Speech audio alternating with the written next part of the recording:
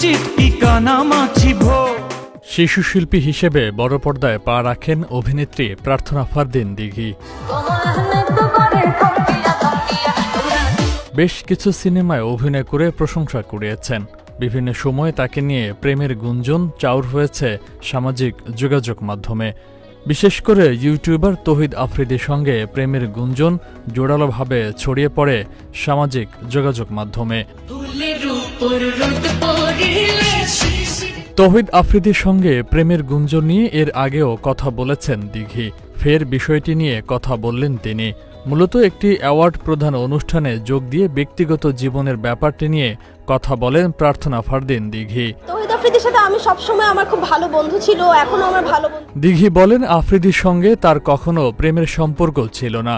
সে সবসময় তার ভালো একজন বন্ধু ছিলেন।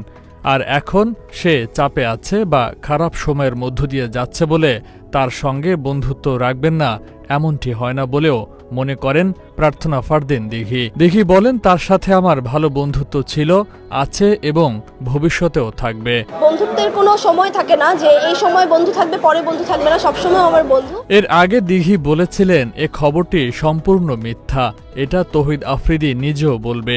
সে শুধু তার ভালো বন্ধু, কারো সঙ্গে প্রেম করছেন না জানিয়ে দিঘি বলেছিলেন, এটা তার দ্বারা আসলে সম্ভব না।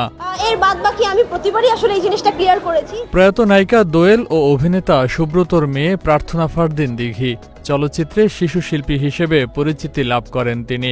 সময়ের সঙ্গে সঙ্গে নিজেকে চিত্রনায়িকা হিসেবে প্রতিষ্ঠিত করেছেন প্রার্থনা ফারদিন দিঘি। আমার ময়না রে